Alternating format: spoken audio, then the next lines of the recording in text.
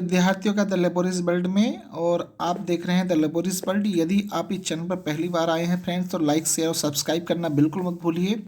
और ये 30+ महत्वपूर्ण क्वेश्चन हैं जो आपको रेगुलेटिंग एक्ट से लेकर 1858 के गवर्नमेंट ऑफ इंडिया एक्ट तक जो है आपकी मदद करेंगे। और आप यहाँ से विभिन्न कंपटीशन में प्रश्नों को देख सकते हैं, और ये प्रश्न जो हैं किसी न किसी कंपटीशन में आते रहते हैं, पूछे जाते हैं। तो फ्रेंड्स, यदि आप तैयारी कर रहे हैं यूपी पुलिस की या यूपी बीएड की, इसके अलावा किसी भी कंपटीशन की अगर आप तैयारी कर रहे हैं तो उसके लिए ये बहुत उपयोगी प्रश्न है।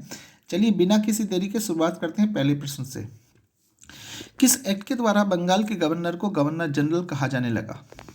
तो फ्रेंड्स, ऑप्शन आपके पास हैं 4। 1781 के सेटलमेंट एक्ट के द्वारा, या 1773 के रेगुलेटिंग एक्ट के द्वारा अकॉर्डिंग टू द एक्ट 1773, या according to the act 1784 Pitt's India act.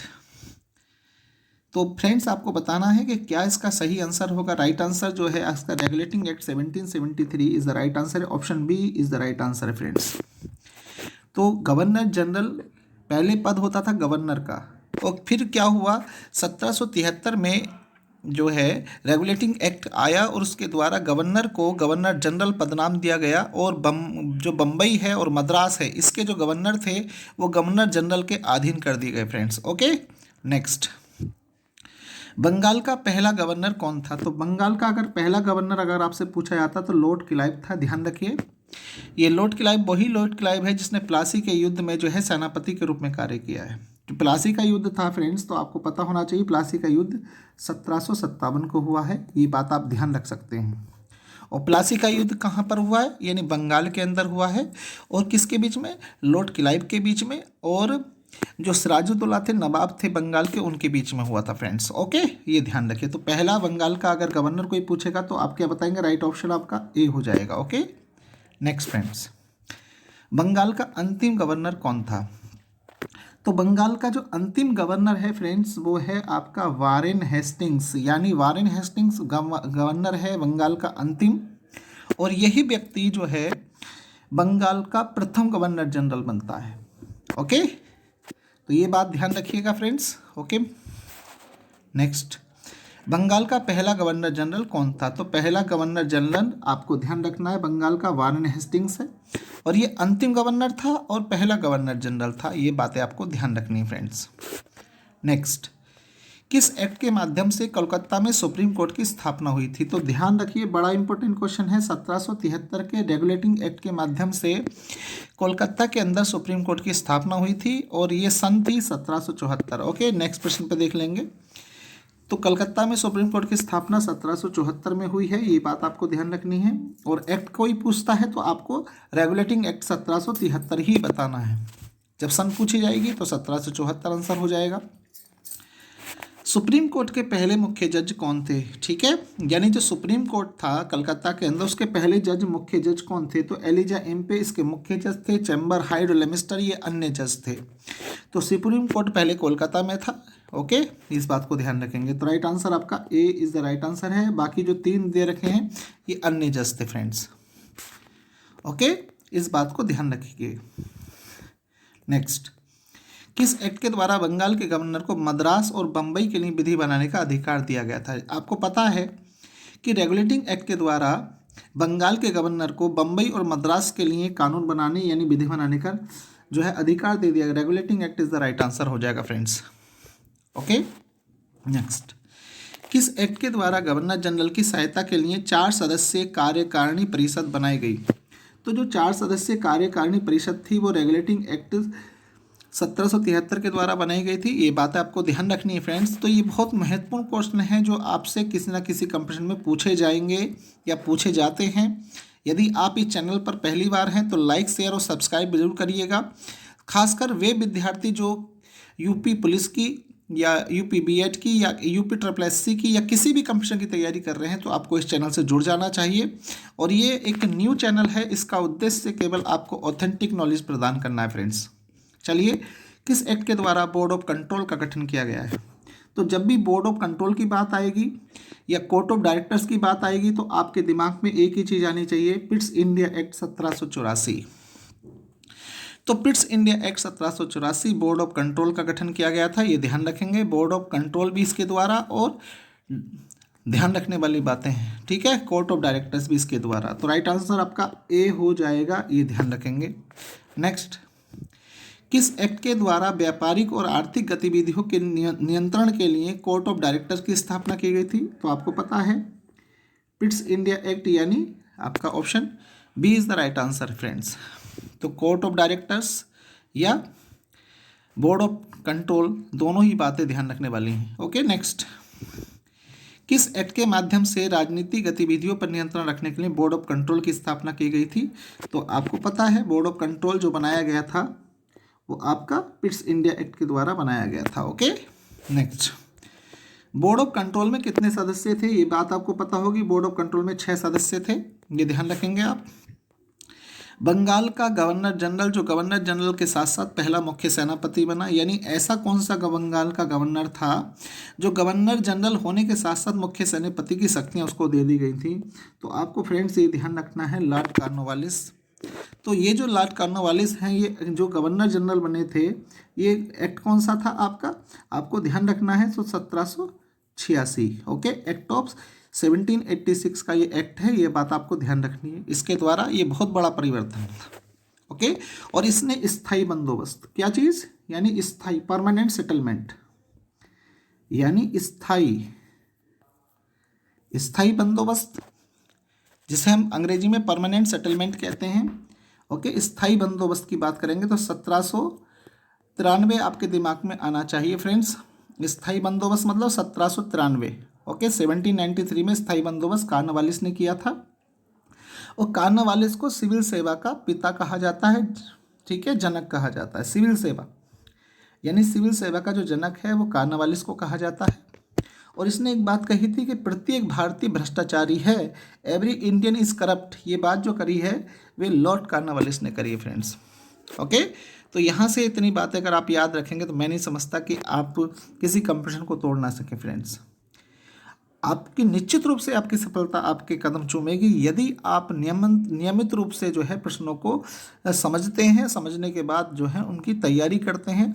यदि आप रेगुलर प्रैक्टिस करते हैं किस चीज़ की, तो मैं नहीं समझता कि आपको नॉलेज ना हो। चलिए, किस एक्ट के द्वारा बंगाल के गवर्नर जनरल को मुख्य सेनापति की शक्ति प्रदान की गई थी? तो आपको पता होगा 1786 के एक्ट के द्वारा ऐसा हुआ था। ओके, चलिए, किस एक्ट के द्वारा नियंत्रण मंडल के सदस्यों व कर्मचारियों के वेतन भारतीय राजस्व से देने की बात की गई थी? तो पहला देखिए, यानी 1793 का जो एक्ट है, इसके द्वारा क्या किया गया, जो कर्मचारी थे, जो नियंत्रण मंडल था, वे और कर्मचारी, उनका जो वेतन दिया जाएगा बोले भारतीय राजस्व से दिया जाएगा, इंडियन रेवेन्यू से देने की व्यवस्था की गई थी।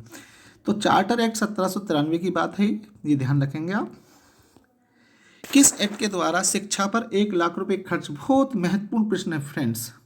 तो जब भारत पर 1 लाख रुपए खर्च किए गए थे शिक्षा पर, एजुकेशन पर पहली बार, तो आपको ये ध्यान रखना है, वो चार्टर एक्ट है आपका 1813 का। और जैसा कि आपको पता होगा, शिक्षा जो है वो समवर्ती सूची का विषय है वर्तमान में। शिक्षा क्या है? समवर्ती सूची का विषय, ये ध्यान रखेंगे आप। कौन सी सूची का? समवर्ती सूची का। तो समवर्ती सूची का विषय है। और ये ध्यान रखना है 42वें संविधान संशोधन के द्वारा शिक्षा पहले राज्य सूची में होती थी। शिक्षा पहले क्या थी? राज्य सूची में। वर्तमान में किस सूची में? समवर्ती सूची में। ये कब आई?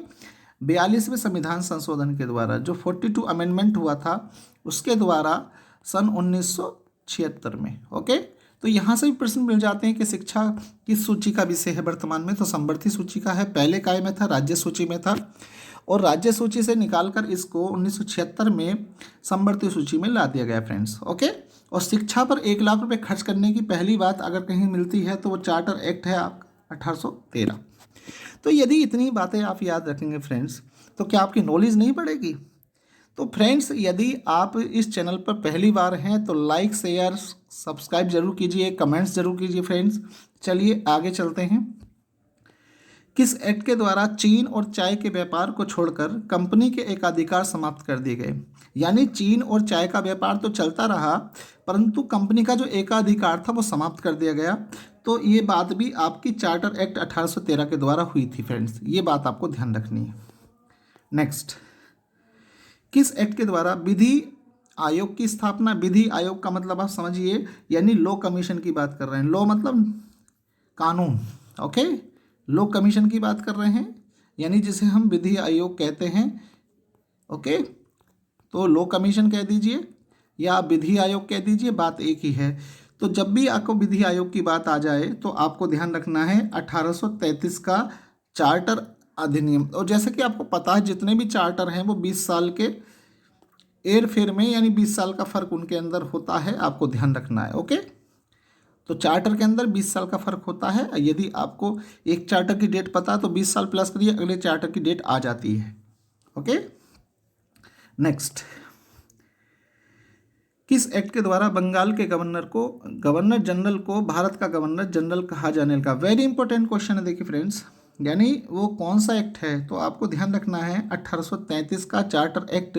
इसके द्वारा हुआ ये, जो बंगाल के गवर्नर जनरल होते थे उनको भारत का गवर्नर जनरल कहा जाने लगा, अर्थात बंगाल के गवर्नर जनरल के अधीन पूरा भारत आने लगा, ओके। और उसको सैनिक और असैनिक, यानी उसको सैनिक व असैनिक दोनों प्रकार के अधिकार दे दिए गए फ्रेंड्स। तो चार्टर एक्ट 1833 के द्वारा, ये बात आपको ध्यान रखनी है फ्रेंड्स, ओके। तो option B is the right answer हो जाएगा, ओके फ्रेंड्स। नेक्स्ट, किस एक्ट के द्वारा विधि आयोग के सदस्य के रूप में लॉर्ड मैकाले को नियुक्त किया गया था? जैसा कि आपको पता है जो विधि आयोग आया था उसका जो प्रेसिडेंट था वो था लॉर्ड मैकाले। कौन था? लॉर्ड मैकाले था फ्रेंड्स, ये ध्यान रखिए, चार्टर एक्ट 1833 के द्वारा। और लॉर्ड मैकाले ने क्या दिया है? फिल्ट्रेशन थ्योरी दी है फ्रेंड्स। क्या? Filtration theory, okay. इसने एक बात कही थी कि भारत के लोगों को जितना ज्ञान है इतना अलमारी में है हमारी इंग्लैंड की, यानी इंग्लैंड की अलमारी में उतना ज्ञान है जितना भारत के लोगों को है। यानी इसको अपने ज्ञान पर कहीं ना कहीं क्या था? अभिमान था, स्वाभिमान था कि मेरे जितना भारत के लोगों को ज्ञान है इतना तो हमारी एक अलमारी में है फ्रेंड। ये बात आप ध्यान रख सकते हैं, ओके। ओके, ये बात ध्यान रखिए कि 1833 के चार्टर एक्ट के द्वारा ही ये हुआ है, ओके। चलिए नेक्स्ट आगे चलते हैं। भारत के प्रथम गवर्नर जनरल कौन थे? तो भारत के प्रथम गवर्नर जनरल की बात आएगी तो लॉर्ड विलियम बेंटिक, ये भारत के प्रथम गवर्नर जनरल थे। और ये ये ही भारत के नहीं बल्कि बंगाल के अंतिम गवर्नर थे, यानी बंगाल के अंतिम governor general Lord William Bentinck, okay. उसके बाद जो है ये क्या बनाए गए? भारत के गवर्नर जनरल बनाए गए, ओके। तो ध्यान रखने वाली बात है फ्रेंड्स। नेक्स्ट, बंगाल के अंतिम गवर्नर जनरल कौन थे? तो देखिए आंसर आपका आ गया, लॉर्ड विलियम बेंटिक जो है अंतिम गवर्नर जनरल थे बंगाल के। उसके बाद वो भारत के गवर्नर जनरल बन गए थे, ओके, 1833 के एक्ट के द्वारा।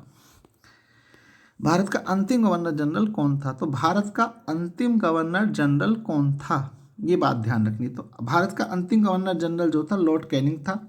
आपको पता होगा जब 1858 का एक्ट आता है तो जो भारत का गवर्नर जनरल होता है उसको एक नया पद दिया गया, वायसराय। क्या? वायसराय। तो वायसराय मतलब जो पद आया है वो कब आया है? ये जो पद है वायसराय आपके 1858 में आया है। यानी जो भारत का गवर्नर जनरल था लॉर्ड कैनिंग के शासनकाल की सबसे बड़ी बात यह है कि यहाँ पर 1857 में, कब?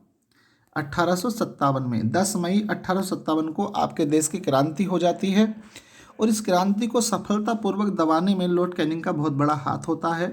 और उसके बाद क्या होता है, जो शासन होता है वो ब्रिटिश ईस्ट इंडिया कंपनी के हाथों से निकलकर ब्रिटिश क्राउन के हाथों में पहुंच जाता है। और जो गवर्नर जनरल का पोस्ट होता है उसका नाम बदलकर जो है वायसराय कर दिया जाता है फ्रेंड्स। क्या कर दिया जाता है? Viceroy, okay. तो अंतिम गवर्नर जनरल पूछे भारत का तो आपको लॉर्ड कैनिंग बताएंगे, ओके। नेक्स्ट, किस एक्ट के द्वारा सती प्रथा को असंवैधानिक घोषित कर दिया गया था? तो वेरी इंपॉर्टेंट क्वेश्चन है। सती प्रथा, जैसे कि आपको पता है सती प्रथा जो है ये 1829 की बात है फ्रेंड्स। और ये 1829 की बात है फ्रेंड्स। और विलियम बेंटिक ने राजा राम मोहन रॉय के सहयोग से इसको ख़त्म किया था, ओके। तो कब की बात है? 1829 की। जबकि जो चार्टर एक्ट 1829 की बात है तो चार्टर एक्ट का मतलब मैंने बताया 20 साल तक चार्टर एक्ट चलता है। तो आपको ध्यान ये रखना है फ्रेंड्स कि ये जो बात है 1829 की, तो इसका सही आंसर होगा किस एक्ट के द्वारा? चार्टर एक्ट 1813 के द्वारा इसका आंसर आ जाएगा। अब कहोगे ऐसा क्यों? ऐसा इसलिए क्योंकि चार्टर एक्ट 1829 जो आएगा वो 1813 के बीच में और इसके बीच में आएगा, आपका 33 के बीच में। जब 33 आएगा तो 20 साल वो चलेगा ना, तो राइट आंसर इसका चार्टर एक्ट 1813 हो जाएगा। ओके फ्रेंड्स, नेक्स्ट, सती प्रथा कब अवैध घोषित की गई? तो राइट आंसर है 1829 में। और किसने की? राजा राम मोहन रॉय, जिन्हें आधुनिक भारत का पिता भी कहा जाता है, उनके सहयोग से विलियम बेंटिक उस समय गवर्नर जनरल थे भारत के, उन्होंने करी थी। ओके, और ये बात भी ध्यान रख सकते हैं, सती प्रथा का जो सबसे पहला उल्लेख है वो कहाँ मिलता है? यानी गुप्त काल में मिलता है। कहाँ मिलता है? गुप्त काल में। और भानुगुप्त का एक ऐरण अभिलेख है। क्या है? ऐरण अभिलेख है, गुप्त काल का है अभिलेख, वहाँ पर ये मिलता है।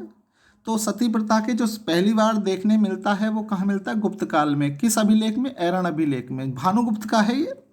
लेकिन सती प्रथा का अंत की बात करेंगे तो विलियम बेंटिक ने 1829 में करा था, ये ध्यान रखेंगे फ्रेंड्स। ओके, अवैध घोषित कर दिया था और राजा राम मोहन राय के सहयोग से। ओके, नेक्स्ट, किस एक्ट के द्वारा सिविल सेवा परीक्षा भारतीयों के लिए खोल दी गई थी? तो जो सिविल सेवा की परीक्षा थी, पहले क्या होता था, जो सिविल सेवा के अधिकारी होते थे उनकी कोई परीक्षा नहीं होती थी, बल्कि उनके अनुभव के आधार पर उनको जो है शामिल कर लिया जाता था, अधिकारी बना दिया जाता था ट्रेनिंग के द्वारा। परंतु 1853 के चार्टर एक्ट के द्वारा जो सिविल सेवा है उसके लिए पहली बार ओपन क्या हुआ? कंपटीशन हुआ, प्रतियोगिता हुई। ओके, पहली बार, और इसमें भारतीयों ने भी भाग लिया।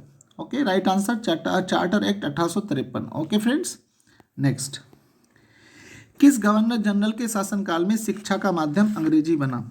तो फ्रेंड्स ये ध्यान रखना है कि जो शिक्षा का माध्यम अंग्रेजी बना है, ये बात है विलियम बेंटिक के समय की।